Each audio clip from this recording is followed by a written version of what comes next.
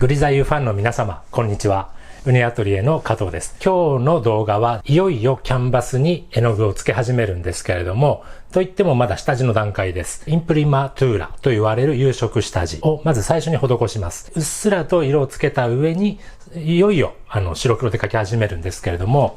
まずはこの下書き、カルトン製作したやつですね。これを写さなくちゃいけない。今日はその作業を行ってみたいと思います。では、どうぞ。用意したものを説明していきます。まずは F4 のキャンバス、それと絵皿。絵の具は今回はバーントシェンナとイエローオーカーを用意しました。で、希釈するのに揮発精油、ターペンタイン、テレピン、あとハケ。これは豚毛のペンキ用のハケなんですけれども、結構使い込んでるラファエルのハケです。これらを使ってまず今日はインプリマトゥーラと有色下地、ここにですね一層茶色い色をかけて、その上に白黒グレーでグリザイをしていくと、段取りを整えていこうと思います。今日はパレット使わずに絵皿に直接絵の具出していきます。薄く色を染め付ける感じなので、絵の具の量もほんのちょっとでいいです。このくらい、別に混ぜなくてもいいんですけれども、濃度を少しね、バーントシェンナそのままでは色が濃すぎるかなと思ってちょっと薄めます。イエローオーカーでちょっと薄める感じです。で、使うのはこの揮発精油のみと、適当ですけれども出しました。で、これをしっかりと混ぜます。本当はこれハケじゃなくてもうちょっとちっちゃい筆で混ぜた方がいいと思いますけど、今回はちょっとダイレクトにいってみましょうね。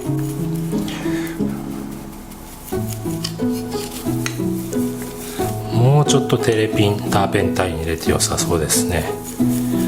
濃さはこんな感じ、見えてるかな、こんな感じで。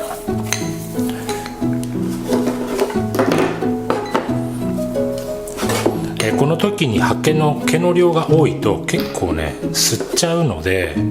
もうちょっと薄いハケでもいいかと思うんですけど、これでいきます。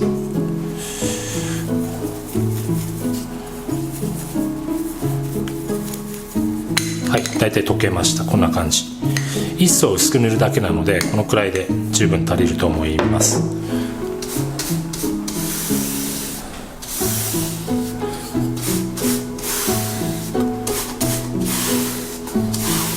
なるべく筆ムラ、ハケムラは残したくないので、こんな感じにさっと均一になるように塗ります。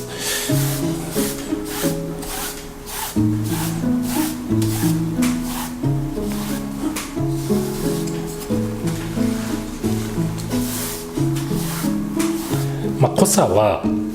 好みで、もっと濃いのが好きっていう人は濃くしてもいいと思いますが、今回私はこのくらいの濃度、濃さでいこうと思います。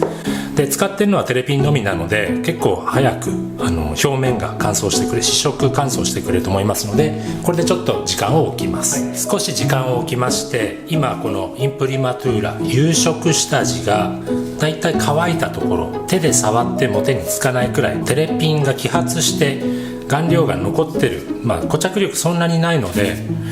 強くこすったら手につくのかもしれないですけれども、ほとんど染め付けた感じ、そんな状態になっています。で、ここにですねこれを移していくわけですけれども、有色下地の上なので、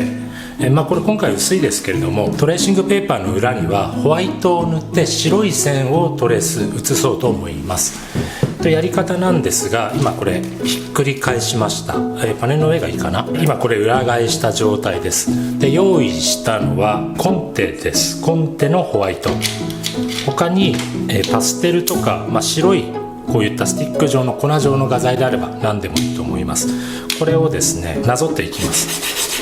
線の上だけでいいです。よく言うカーボン紙の白いバージョンみたいな感じで、まずはこの線の上を白でなぞっていきます。なるべく濃く出したいので粉をしっかりとのせていきます。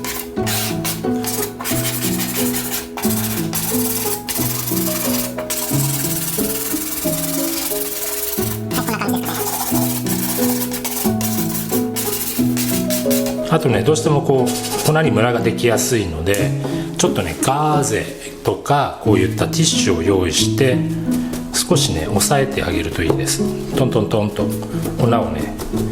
トレーシングペーパーって少しざらつきがあるんですけれども、そのざらつきの中にこう詰め込むようなイメージで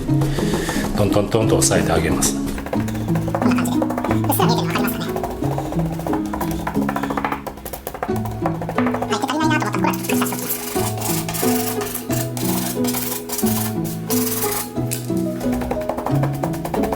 はい、これで、カーボン紙の白い板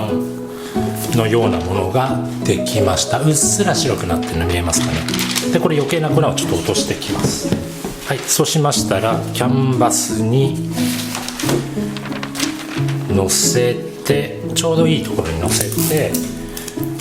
仮止めします。テープで上2つでいいでしょう。っていうのはこれ書きながらね、写ってるかどうかこうめくって確かめることができるように上だけにしておきましょう。はい、でここでこういったシャープペンシルでもいいんですが、書いたところが分かるように色付きのボールペンでもいいです。はい、今回はじゃあ赤ペンを使って書いていってみましょう。ここから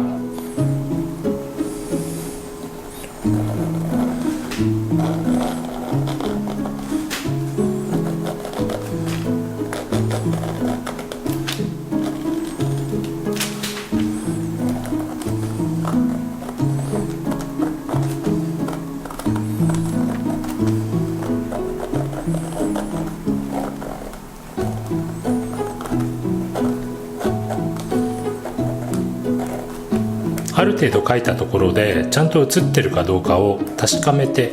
みましょう。どうでしょう。ちょっと薄いかな。もうちょっと強く、筆圧強く入れてみます。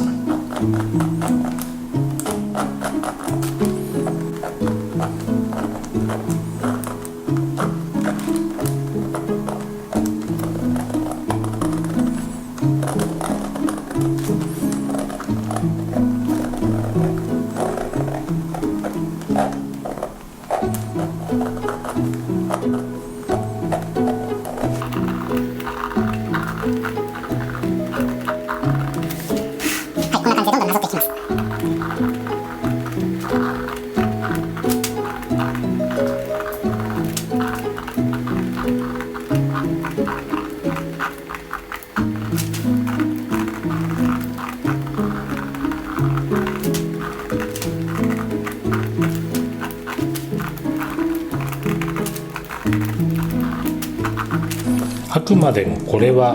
線描による形のアウトライン目安なので、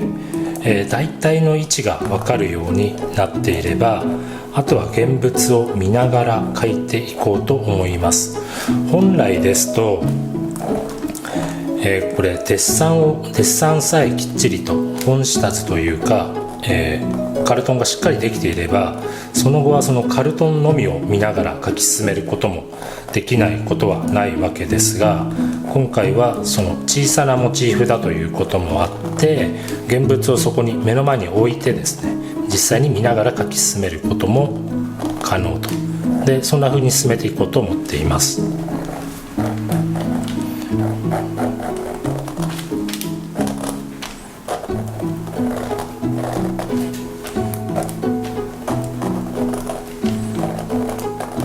結構ね、筆圧強めに線をのせていかないとなかなか写ってくれないかもしれないです。キャンバスってちょっとこう弾力があるので、こういったピンポイントの細い線でギューッと押し付けた時にどうしてもたわんでしまうんですよね。そんなわけで板にトレースする時はもっとこう抵抗感があっていいんですけれども、キャンバスにトレースする場合は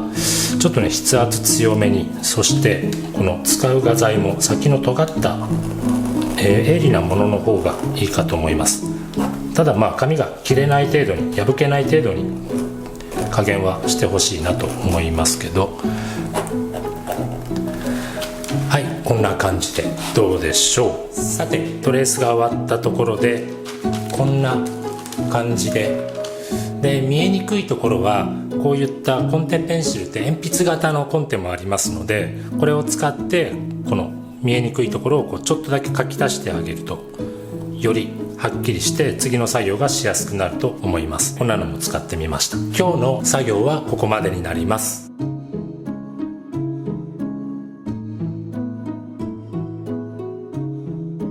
いかがだったでしょうか。そんな作業自体は難しくないんですけれども、確実な仕事を手掛けるように皆さんもですねやってみてください。コツというかポイントなんですけれども、揮発性油以外は使わないということと、なるべく薄く塗り広げる、刷毛ムラができないように気をつけることくらいでしょうか。ぜひやってみてください。それではまた次の動画でお会いしましょう。さよなら。